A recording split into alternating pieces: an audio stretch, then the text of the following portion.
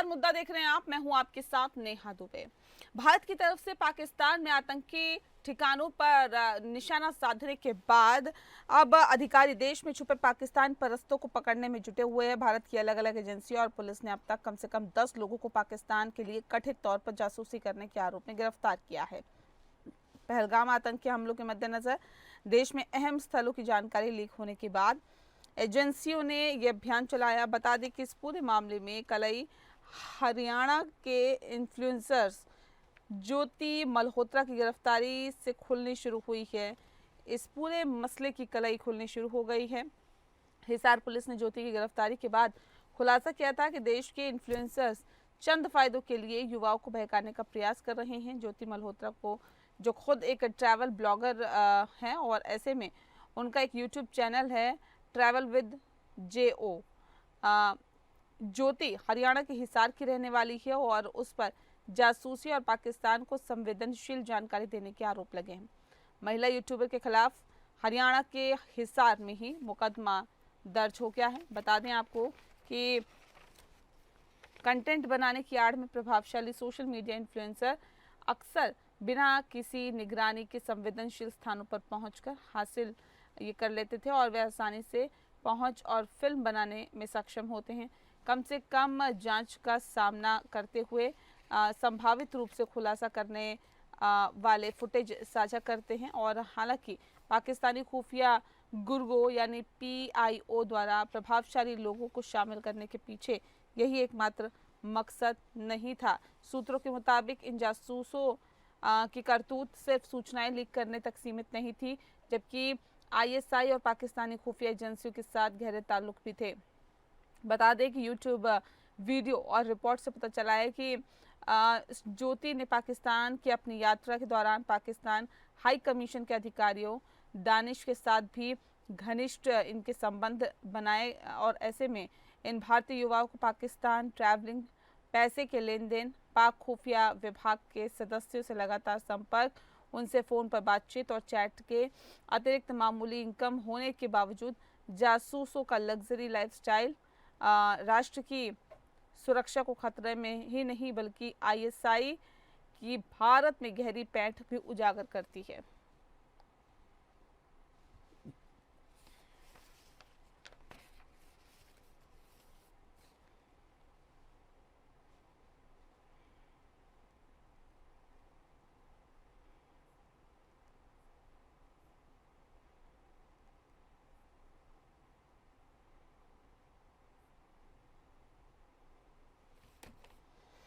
और इस विषय पर तफसील से चर्चा करेंगे। खास मेहमान हमारे साथ मौजूद है, उनसे आपका परिचय करा देते हैं। इस वक्त हमारे साथ ग्रुप कैप्टन VN झा साहब है, रक्षा विशेषज्ञ है, बहुत स्वागत है आपका।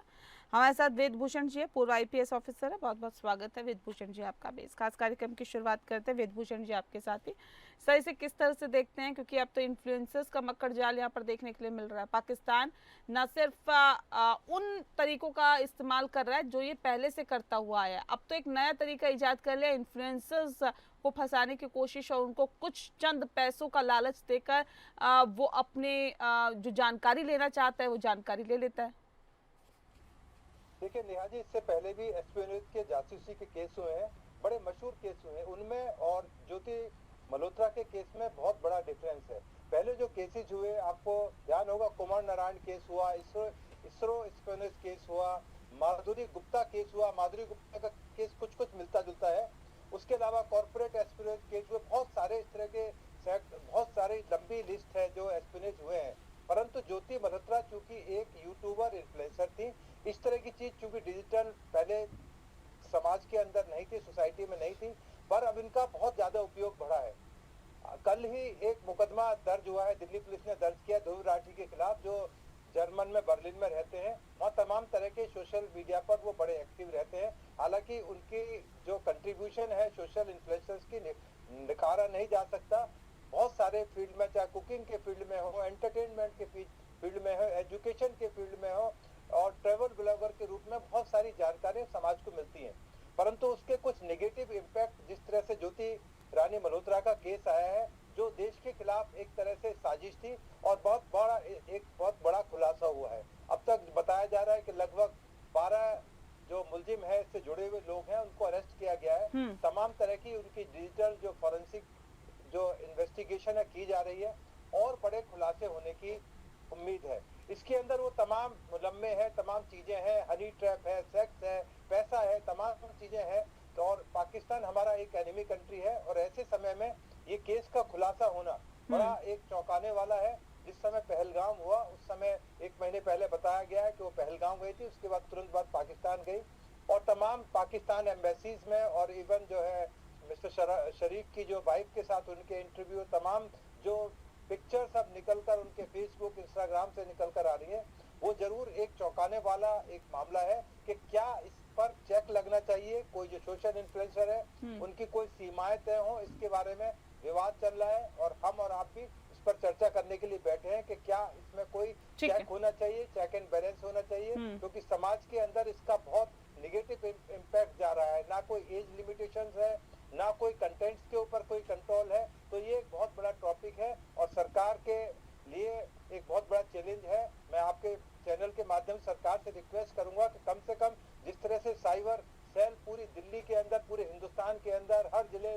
गांव के लेवल पर बनाए जा रहे हैं, तो इस तरह के सोशल इन्फ्लुएंसर जो देश के लिए खतरा पैदा कर सकते हैं, एस्पिनोज में इन्वॉल्व हो सकते हैं, जासूसी के डिफरेंट तरीके हथकंडे अपना सकते हैं, उनको कैसे हम चेक करें, ये एक बहुत बड़ा चैलेंज है। ठीक है, मैं लौटती हूँ झा साहब भी हमारे साथ है। झा साहब, न सिर्फ इन्फ्लुएंसर बल्कि छात्र, व्यापारी से लेकर गार्ड तक जो भी जानकारी दे सकते हैं, वहां तक पाकिस्तान की जो एजेंसीज हैं वो अपनी पहुंच बना रही है। तो ये कितना घातक है भारत के लिए, हमारे देश के लिए? नेहा जी, दो चीजें थोड़ी सी अलग अलग करनी पड़ेगी। एक तो जो एंटी नेशनल एक्टिविटीज है जिसमें कि ऐसे सशक्त लोग इन्वॉल्व हैं जो कि इससे अलग रह सकते हैं या देश के लिए कुछ बेहतर कर सकते हैं, तो ये तो एक ग्रुप है। और दूसरा ग्रुप है अनसस्पेक्टिंग। जैसे मान लीजिए कोई चौकीदार, अभी कहा था ना कि कोई चौकीदार है या कोई इन्फॉर्मर है, लो लेवल क्लास का है। देखिए, उनमें से आप ये पता नहीं कर सकते कि ये सब लोग जो हैं वो पाकिस्तान के लिए या किसी और देश के लिए इन्फॉर्मर हैं। ये छोटे तबके के जो लोग हैं, इसको कोई पैसा दे दिया, इसको वो खुश हो गया, उसको जो उसके पास में जो इन्फॉर्मेशन था वो उसने दे दिया। खास करके जो लोअर तबके हैं उनके पास में कोई बड़ी क्लासिफाइड इंफॉर्मेशन होना ये रेयर है, बहुत रेयरली ऐसा होता है। लेकिन जो बड़ी बात है कि एक हमारे बीच में एक अंडरस्टैंडिंग हुई है, एक समझ इस तरह आ गई है कि कोई कुछ करेगा और उससे वो हो जाएगा, छूट जाएगा। ये एंटी नेशनल एक्टिविटी जो है देश में, इससे पहले कि ये जो पाकिस्तान का जो एस्केलेशन था ये शुरू हुआ था, इसके पहले भी बहुत सारे फॉर्म में अलग अलग राज्यों में ये चीज़ें थी, लोग इसमें लिप्त थे। आपको याद होगा जब 2020 में जब गलवान में जब एस्केलेशन हुआ था, तो चाइना के बहुत सारे ग्रुप यहाँ के लोगों का डेटा ले रहे थे जिससे कि वो बाद में उनको रिक्रूट कर सकें। क्या होता है कि अगर हम लोग में से कुछ लोग सोशल मीडिया में एक्टिव हैं या कहीं और वहाँ पे हमने कोई गलत काम किया हुआ है, गलत पोस्ट किया हुआ है, तो ये जो फॉरेन बेस्ड एजेंसी हैं, चाहे वो चाइना को हो या पाकिस्तान को या ISI का हो, वो उन चीज़ों को पकड़ लेते हैं और बाद में आपको डरा के फिर आपका जो आर्म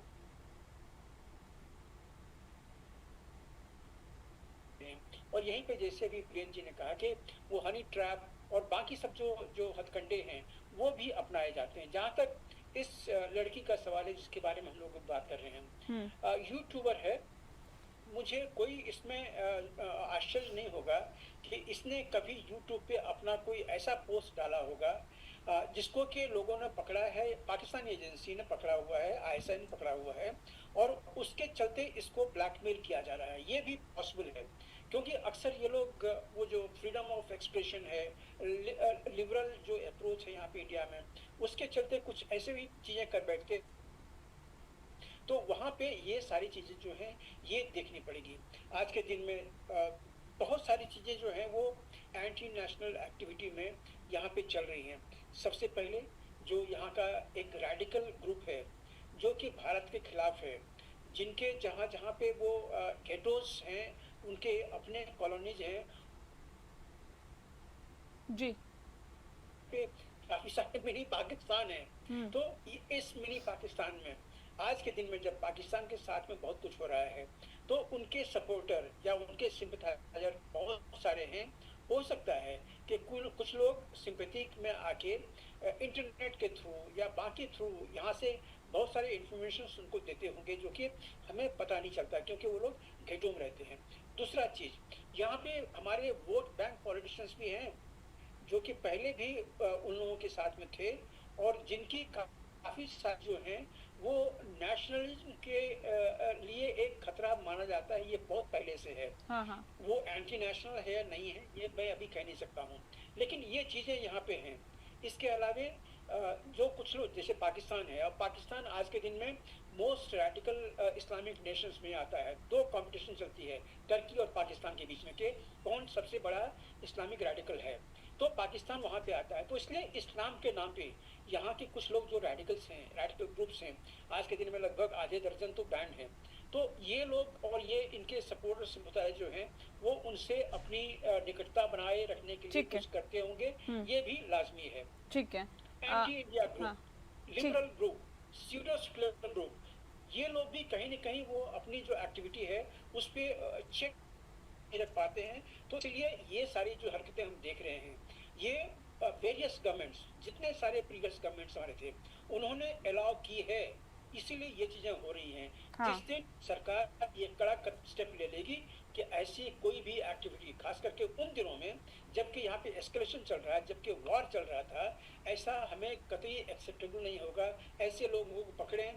देशद्रोह, राजद्रोह तो खत्म हो गया है, लेकिन देशद्रोह का क्लॉज अभी भी भारतीय न्याय संहिता में है। तो उस आर्टिकल को इन्वोक करके ऐसे लोगों को जेल में डालें। उसके बाद आने वाले दिनों में जब उनका ट्रायल होगा, तब कोर्ट उसका संज्ञान लेगी कि उसको उसके साथ में क्या करना चाहिए, लेकिन ऐसे लोगों को खुला ना छोड़ें। जी, ठीक है।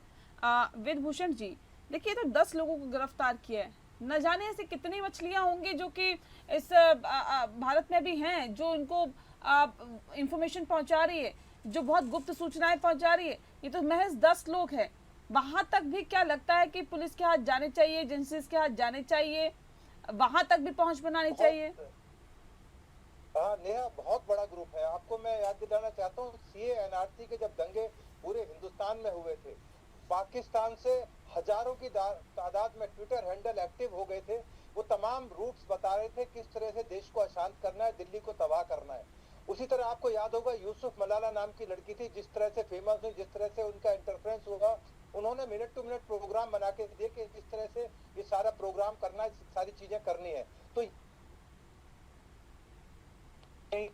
तो इसलिए चेक लगाना बहुत जरूरी है। और उसके अलावा जो अभी फ्रीडम ऑफ एक्सप्रेशन के नाम पर, जो कि इसके अंदर इतना ज्यादा कंटेंट्स आ रहा है कि जो सीमा है, एक जो लिमिट है, वो कई बार क्रॉस कब कर जाती है किसी को पता ही नहीं होता। जिस तरह ध्रुव राठी है, वो ठीक है मोदी जी की खिलाफत करे, परंतु वो खिलाफत करते करते बहुत सारी, अब उनकी इन्वेस्टिगेशन शुरू हुई है, बहुत सारी चीजें निकल के आएंगी, वो देश के खिलाफ भी चले गए। तो देश के खिलाफ ना जाए, आप किसी पॉलिटिकल पार्टीज की खिलाफत करें, चाहे वो राहुल गांधी है, मोदी जी है, केजरीवाल है, परंतु वो देश के खिलाफ ना चले, देश की जो हमारी सोवरेंटी है उसको किसी तरह से नुकसान ना पहुंचाए। अभी दिल्ली के अंदर एक अवाने गालिब है, जहां से मैं डिबेट कर रहा हूँ, बिल्कुल प्रोमिनेंट जगह है, बिल्कुल आईटीओ पर है, बिल्कुल सेंटर ऑफ दिल्ली है। वहां पर एक प्रोग्राम चल रहा है पैलेस्टीन की फेवर में। अब ये कौन लोग हैं, क्या इनकी पहचान होनी चाहिए? पूरा देश, पूरी दुनिया इस बारे में बड़ी सेंसिटिव तरीके से देख रही है, और हमारे यहाँ उस पर डिबेट चल रही है। बहुत बड़ा ऑडिटोरियम के अंदर ये प्रोग्राम चलना चाहिए। तो इस तरह की चीजों को क्या हम चेक करें, क्या इसके अंदर जाए, क्योंकि इस तरह के लोग ही देश के खिलाफ बहुत सारी चीजें पास ऑन करते रहते हैं, सेंसिटिव इंफॉर्मेशन, क्योंकि एक छोटी सी इंफॉर्मेशन भी उनको बड़ा कंफर्ट देती है। नेहा, बहुत छोटी सी इंफॉर्मेशन, आपने अंबाला का रूट दे दिया कि अंबाला छावनी में रेलवे स्टेशन से उतरकर आपको एयरपोर्ट जाना है, या आपको चंडीगढ़ जाना है, या आर्मी कैंटोनमेंट में देना है, तो वहाँ जो बैठे हुए, दूसरी साइड में बैठे हुए, वो उनको इतना बड़ा कंफर्ट देती हैं जिसके बारे में सोच भी नहीं सकते। क्योंकि वो लोग तमाम, उनके लिए सब चीजें नहीं है। उनको यहाँ फैसिलिटेट करने वाला कोई लड़का लड़की इन्फ्लुएंसर कुछ भी उनको मिल जाए तो उनकी एक बहुत बड़ी अचीवमेंट के तौर पर दिया जाता देखा जाता है। उसके लिए तमाम तरह के हथकंडे अपनाते हैं, पैसे खर्च करते हैं। आईएसआई अपने हथकंडों के लिए मशहूर है पूरी दुनिया के अंदर।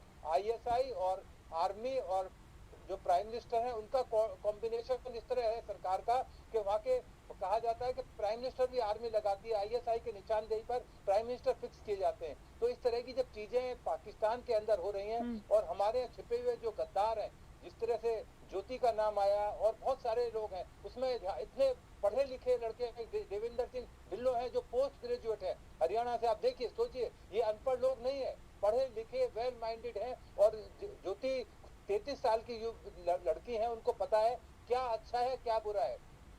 अक्रॉस द वर्ल्ड वो ट्रेवल कर रही हैं, चाइना जा रही हैं, बाली जा रही हैं, किसी फ्रेंड के साथ में जा रही हैं। उनको सारी दुनिया को पता है कि वो इनोसेंट नहीं है। उनको ये कहकर नहीं छोड़ा जा सकता कि वो बहुत मासूम थी, उनको इन सब चीजों के बारे में नहीं था, पूरी उनकी नॉलेज में था, पूरे जानबूझकर उन्होंने तमाम चीजें की हैं। अब जो तमाम वीडियोस आप दिखा रहे हैं टेलीविजन पर, सोशल मीडिया पर आ रही हैं, वो एक्सपोज कर रही हैं कि किस तरह से ये सारा खेल हिंदुस्तान में चल रहा है। और झा साहब ने बहुत सारी चीजें हैं सर जो बता रही है कि पूरी तरह से संलिप्तता थी इनकी। मैं झा साहब का एक बार फिर हाँ मैं झा साहब का एक बार फिर से रुक कर लेती हूँ। झा साहब, क्या किया जाए, कैसे इस मकर जाल से भारत को बचाया जाए, क्या कदम उठाने की जरूरत आप समझते हैं? देखिए, ये जितने लोगों का हम नाम ले रहे हैं ये सिटीजन है, लोग बाहर से आए हुए हैं, यहाँ पे सेटल हो गए हैं, अवैध अपना अपना आइडेंटिटी बना के यहाँ पे सेटल हो गए हैं। खैर, मैं अभी फिलहाल तो पहले भारतीयों का नाम लेता हूँ। देखिए, जब भारत में आप काफ़ी ज़्यादा लिबरल हो जाते हैं, काफ़ी ज़्यादा लिबरल, जो कि देश के लिए एक कहीं न कहीं संवेदना देश के प्रति जो है आपकी कम हो जाती है। जैसे यहीं पे कुछ लोग हैं जो अपने तिरंगा के नीचे में खड़ा नहीं होना चाहते